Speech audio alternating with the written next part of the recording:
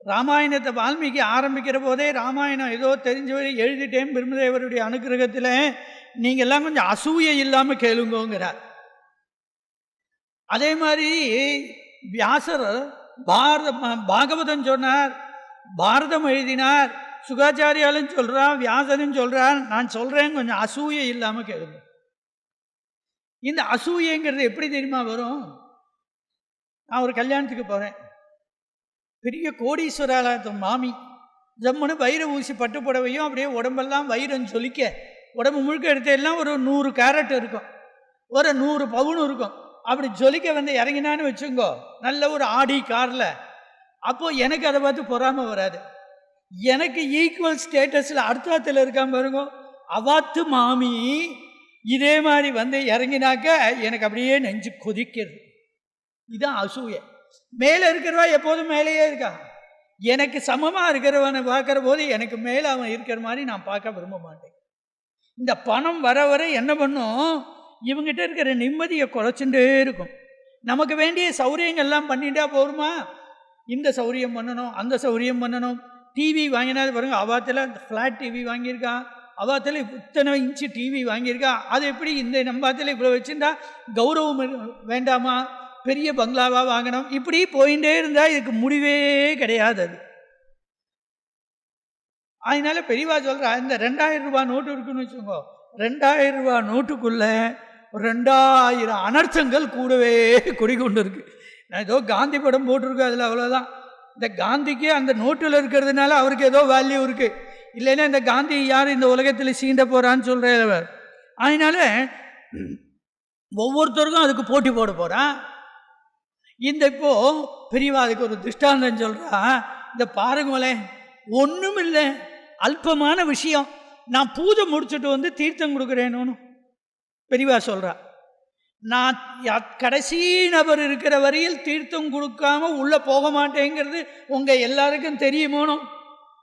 ஏன் இப்படி அடித்து பிடிச்சிட்டு மேலே விழுந்து தீர்த்தம் வாங்கிக்கிறதுக்கு நீங்களும் கஷ்டப்பட்டு என்னையும் கஷ்டப்படுத்துறேன்? எதுக்காக இது? எனக்கு தான் முதல்ல கிடைக்கணும், எனக்கு முதல்ல கிடைக்கணுங்கிறத விட அவனுக்கு முதல்ல கிடச்சிடக்கூடாது, அந்த மாமிக்கு முதல்ல விட்டுறக்கூடாது. பெரியவா எனக்கு தான் முதல்ல வரணும். இப்படி இடிச்சுண்டு மேலே விழுந்துண்டு பெரியவா சொல்கிற வார்த்தை நான் சொல்கிறேன். அதனால இந்த மாதிரி போட்டி இருக்கிற வரையில் மனநிறைவுங்கிறது, சாந்திங்கிறது, நிம்மதிங்கிறது யாருக்கானும் கிடைக்குமா? அதனால் என்னவோ பெரிய வசதி வந்துடுத்துன்னா நீங்கள்லாம் சௌக்கியமாக இருக்கலாம்னு நான் நினச்சிட்டு இருக்கேன். நிச்சயமாக இருக்கு. இந்த போட்டி போகணும். போட்டி போனாதான் நிம்மதியே வரும். போட்டி போகணும்னா உடனே படால அத்வைத ஞானத்துக்கு வந்துட்டா 2வது வஸ்துவே இல்லைன்னு இருக்கணும். 2வது வஸ்து இருந்தால் தானே சார் போட்டியே வரப்போகிறது. நானும் ஒன்று அவனும் ஒன்று இருந்தால் தானே போட்டி. நானும் இல்லை அவனும் இல்லை, எல்லாம் ஒன்று தான். இதெல்லாம் சொல்கிறது சுலபம், அனுஷ்டானத்தில் கொண்டு வரணும். அவருக்கு அனுபூதியில் இருந்தது, அதனால் அவர் நம்ம எல்லாரையும் அந்த அனுபூதி நிலைக்கு ஆற்றுப்படுத்தி அழிச்சின்னு போவதற்காக முயற்சி பண்ணுகிறார் அவர். அதனால் போட்டியே இல்லை. எதுக்கு போட்டி? எல்லாம் ஒன்று தானே, ஒரே வஸ்து தானே இருக்குது அப்படின்னு நினைத்து விட்டோமானால் சாந்தியாக நாமெல்லாம் இருக்கலாம். அதனால் நாம் செய்ய வேண்டியதெல்லாம் எதுக்குப்போ? இந்த ஞானம்லாம் என்னத்துக்கு? இந்த பிரபஞ்சம் எப்படி இருந்தால் என்ன, அது பிரம்மம் எப்படி இருந்தால் என்ன, எது எதை மறைச்சா என்ன அப்படின்னு கேள்வி கேட்காமல், இந்த ஞானம்லாம் என்னத்துக்குன்னு சொல்லாமல் எப்போது சாஸ்வதமாக செய்து கொண்டிருக்க வேண்டிய ஒரே ஒரு காரியம் இந்த ஆத்ம விசாரம் தான். இந்த ஆத்ம விசாரம் எப்போ பண்ணணும்னா, இதுக்கு ஆச்சாரம் வேண்டாம், அனுஷ்டானம் வேண்டாம், காலம் வேண்டாம், தேசம் வேண்டாம், புருஷ நியமம் வேண்டாம், ஆண் பெண் வேண்டாம், படித்தவன் படிக்காதவன் வேண்டாம். நான் யாருன்னு உட்காந்து விசாரம் பண்ணுறதுல என்ன சார் கஷ்டம் இருக்கு? ஒரு கஷ்டமும் இல்லையே. அதனால நீங்கள் அப்படி இருங்கோ, அப்படின்னு விசாரம் பண்ணிகிட்டே இருங்கோ, உங்களுக்கு தானே வெளிச்சம் கிடைக்கும். அதனால இந்த விசாரம் பண்ணினாதான், இதான் விசாரம் வினா ஞானம் வராது. யோக சாதனங்கள் எல்லாம் இந்த சாதகனை இந்த விசாரத்துக்கு தகுதிப்படுத்துறதுக்கு தான். அது தகுதிப்படுத்தி விட்டு அது கீழே போயிடும். அதுக்கப்புறம் இவன் விசாரத்தினால தான் அந்த நிலையை பியூர் இன்டெலெக்சுவல் அப்ரோச் சார். இந்த நேற்றுக்கு பார்த்தோமே கர்ணன் குந்தியாக குந்தி மகன் ஆனான்னு. இந்த கர்ணன் குந்தி மகனா ஆனா அப்படிங்கிறதுக்கு இன்னும் பெரிய சகஸ்ர சண்டி பண்ணணுமா, இல்லை அதிருத்திரம் பண்ணணுமா, இல்லை அதுக்கு ஏதான பெரிய பரிகாரங்கள் பண்ணணுமா? ஒன்றுமே பண்ண வேண்டாம் சார். நான் இத்தனை நாளும் நான் தேரோட்டி மகன் நினச்சிட்டு இருந்தேன், இன்னைக்கு குந்தி மகன் தெரிஞ்சு போயிடுது. பியூர் இன்டெலெக்சுவல் அப்ரோச் தானே இது. இதுக்கு என்னத்துக்கு பெரிய இது? ஆனால் அந்த பக்குவம் வரத்துக்கு நிறைய சாதனங்களை நாம் கடைப்பிடிக்க வேண்டியது இருக்கு. அதற்காக வாக்கும் இதை எடுத்து சொல்லுகிறார். அதனால இதுதான் ஞானம். ஞானம்ங்கிறது எப்போதும் பிரகாசம். ஞானாக்னிகி தக்த கர்மாணி என்று சுவாமி கீதையில் சொல்றார். இதையே ஆண்டாளும் சொல்லுகிறார், தீயினில் தூசாகும் செப்பேலோர் எம்பாவாய். அதனால தீயிலே அது தூசுவாக விடும். ஞானம்ங்கிறது அறிவு. இந்த அறிவு என்பது ஞானம் என்பது எப்போதும் வெளிச்சம். எங்கே வெளிச்சம் இருக்கோ அங்கே ஹீட் இருக்கும். சைபர் வாட்டு பல்பாக இருந்தாலும் சரி, 1000 வாட்டு பல்பாக இருந்தாலும் சரி, அதில் இருக்கும். அதனால நாம் மனசை தளர விடாமல் முயற்சி பண்ணிக்கொண்டே இருக்கணும். பெரியவா கடைசியில் சொல்கிறா, முடிக்கிற போது, அட சூரியனே போனால் போகட்டும், உங்ககிட்ட இருக்கிற ஞான சூரியன் மறையாமல் பார்த்துக்கோ. இந்த சூரியனே மறைஞ்சு போனாலும் போகட்டும். அவ சொல்லிட்டா இல்லையா, அனசூய சொல்லிட்டா. இந்த நலாயினிக்கு இப்படி சாபம் கொடுத்துட்டான்னு தெரிஞ்ச உடனே பொழுது விடிஞ்சாதானே இவ போகிறா. பொழுதே விடிய வேண்டான்ட்டா. பொழுதே விடியலைன்னா என்ன அர்த்தம்? சூரியனே உதயமாகலை. அத்திரி ராமன் கிட்ட சொல்றா, என்னோட பத்தினி எப்படிப்பட்டவள் தெரியுமா அப்படின்னு பெருமையாக தன் ஒய்ஃபை இன்ட்ரடியூஸ் பண்ணுறார் ராமனுக்கு அத்திரி மகரிஷி சித்திரக்கூடத்துலேருந்து இறங்குற போதும். அப்படி 10 நாள் சூரியனே உதிக்கலை.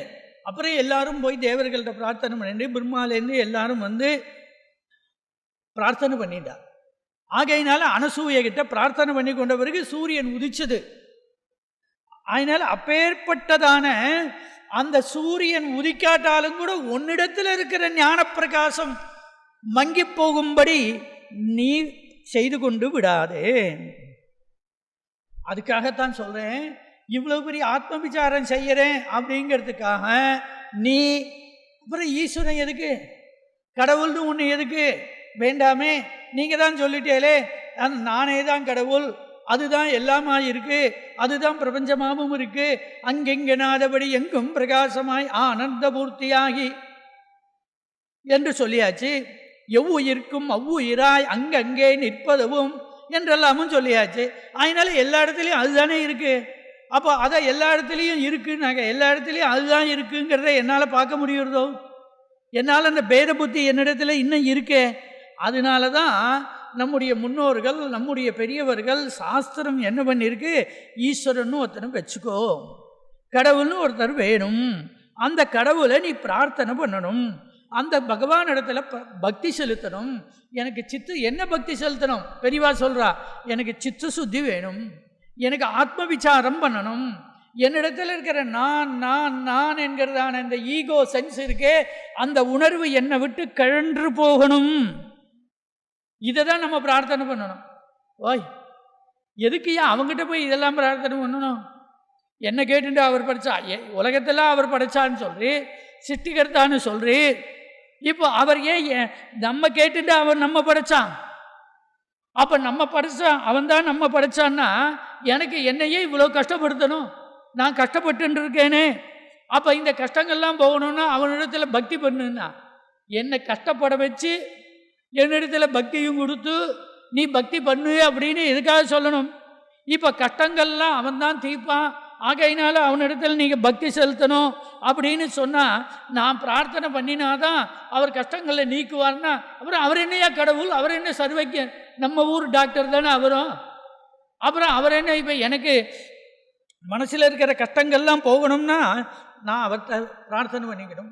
பெரியவா சொல்கிறா, அட அவருக்கு தெரிஞ்சதோ தெரியலையோ, நீலகண்ட தீட்சிதர் சொல்கிறா, அம்மா ஆனந்த சாகர ஸ்தவத்தில், அம்மா மீனாட்சி, உனக்கு தெரியாதது ஒன்றுமில்லை, நான் அசடு மாதிரி சர்வஜ்ய ஸ்வரூபியாக இருக்கிற உன்னிடத்தில் வந்து என்னுடைய கஷ்டங்களை சொல்லி, என்னுடைய துக்கங்களை சொல்லி, என் சோகமோகங்கள் தாபங்களை நீக்கணும்னு நான் வேண்டிக்கிறேன் இருக்கேன். அது அசட்டுத்தனம் தான் தோன்றுறது. ஆனால் அதே நேரத்தில் யார்கிட்ட போய் நான் சொல்ல முடியும்? எங்கேயான ஒரு இடத்துல சொல்ல வேண்டி இருக்கு இல்லையா? அதுக்காக வேணும்னா ஒரு என்னோட ஆறுதலுக்காக உன்னிடத்தில் சொல்கிறேன். அம்மா, நீ என் பிரார்த்தனையை கேளு அப்படின்னு சொல்கிறான். அப்போ ஒருத்தன் கேட்டான், பெரியவா சொல்கிறா, சார் இந்த ஜென்மா நான் அனுபவிக்கணும் அப்படின்னு எனக்கு விதின்னு ஒன்று இருக்குன்னு வேறு நீங்கள் தானே சொல்கிறேன், சாஸ்திரம் சொல்லி இருக்குன்னு. அப்போ அனுபவிக்கணும்னாக்கா அப்புறம் அவர் என்ன கடவுள் வந்து குறுக்கிட போகிறார்? நான் பிரார்த்தனை பண்ணினா என் கஷ்டத்தை நீக்கிடுவாரா? நான் கேட்டதெல்லாம் அவர் கொடுத்துடுவாரா? என் கஷ்டம் போகுமானா? நீ வந்து நிஜமாக கபடம் இல்லாமல் பக்தி பண்ணிப்பாரு, உனக்கு நடக்கிறதா இல்லையா பாரு. கஷ்டங்கள்லாம் மனசில் இருக்கிற தாபங்களை கஷ்டங்களை யார்கிட்டையானு சொல்லாமல் இருக்க முடியுமோ? சொல்லிக்கத்தான் வேணும். முதல்ல பெரியவா சொல்கிறா, பெரிய ஒருத்தட்டு சொன்னாக்க நம்மகிட்ட இருக்கிற சுமையை இறக்கணுமோ? யார்கிட்ட போய் இந்த பர்டன்லாம் இறக்கிறது? ஒருத்தரும் கேட்க தயாராக இல்லை.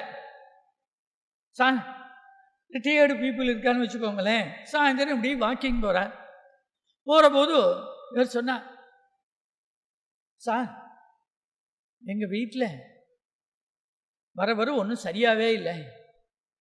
ஏன், என்னாச்சு? நான் ரிட்டையர்ட் ஆகி 1 வருஷம் ஆச்சு. இப்போல்லாம் என்னாச்சு தெரியுமோ? எனக்கு 3ஆம் தடவை டிகாஷனில் தான் காப்பியே கொடுக்குறா என் மாட்டு பொண்ணு. நீங்கள் தான் ரிட்டையர்ட் ஆகிட்டேலேங்கிறா. கேட்டாக்க நான் தானே சும்மா உட்காந்து பேப்பர் படிச்சிருந்தேன்னா சும்மா தானே இருக்கேன், போய் கரிகாய் மார்க்கெட்டுக்கு போய் கரிகாய் வாங்கிட்டு வாங்குறான். இப்படி ஒவ்வொரு காரியமும் என்னை செய்ய சொல்லின்னு இருக்கான். எனக்கு கௌரவமே போயிடுத்து சார். சார் உங்கள் கதையாவது பரவாயில்லை, என் கதையை கேட்டேன்னு வச்சுங்க, உங்கள் கதை ஒன்றுமே இல்லைங்கிறார் அவர். இப்படி ஒவ்வொருத்த கஷ்டத்தெல்லாம் யார்கிட்ட சொல்கிறது?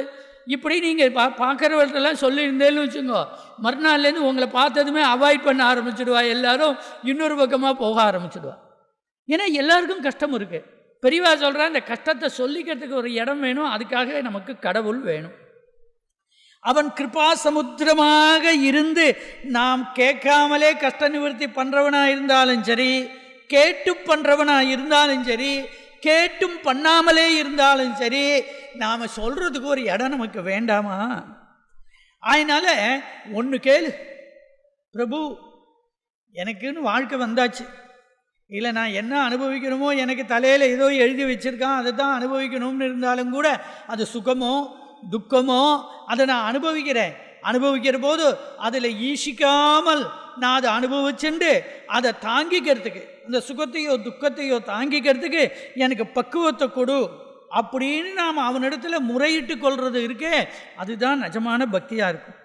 அதோடு மட்டுமில்லை, இன்னொரு முக்கியமான காரணமும் இருக்குது. நாம் ஈஸ்வரன் ஒருத்தரை வச்சுட்டு அவரிடத்தில் பக்தி செலுத்த வேண்டியதான நிர்பந்தம் இருக்குன்னா என்னன்னா, அரிதரிது மானிடராய் பிறத்தல் அரிது, அப்படி பிறத்தலினும் கூன் குருடு செவிடு நீங்கி பிறத்தல் அரிது என்றபடி இத்தனை ஒன்று நன்னா படிச்சிருக்கானே உலகத்தில், நீ போய் பாரு சார். நாங்கள் கண்கூட அனுபவித்தோம் சார்.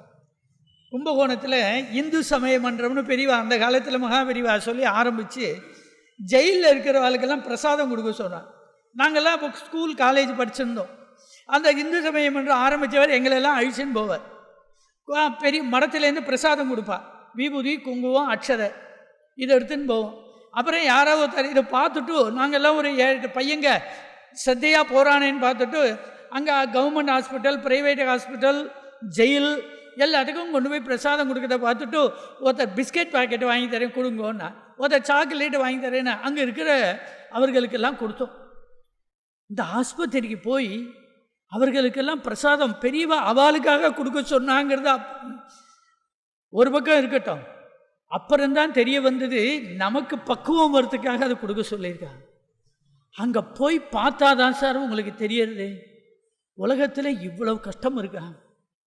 புத்தனுக்கு மூப்பை பார்த்து மரணத்தை பார்த்து இதெல்லாத்தையும் பார்த்ததும் தானே அவனுக்கு ஞானம் வந்ததுன்னு சொல்கிறோம். அது மாதிரி அங்கே நீங்கள் போய் பார்த்தேன்னா ஆஸ்பத்திரியில் சின்ன குழந்தையிலேருந்து வயசானவர் வரி ஒவ்வொருத்தரும் படுற கஷ்டம், அவனுக்கு எவ்வளோ சந்தோஷப்படுறான்.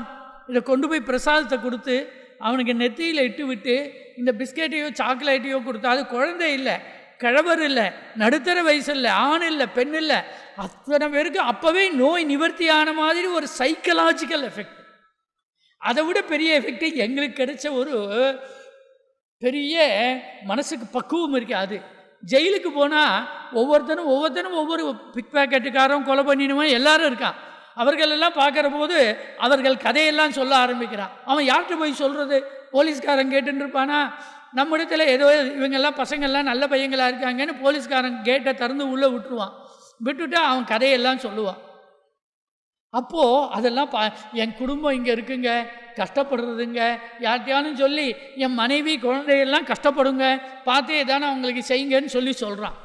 அப்போ தான் நமக்கு உலகத்தில் இவ்வளோ கஷ்டம் இருக்குது, இவ்வளோ பேர் இப்படிப்பட்ட கஷ்டங்களில் அனுபவிச்சுருக்க, ஆத்தியாத்மிகம், ஆதி தெய்வீகம், ஆதி பௌதிகமான கஷ்டங்கள் இவ்வளோ இருக்காங்கிறத நமக்கு அப்போ தான் தெரியுது, நமக்கு பக்குவத்துக்கு.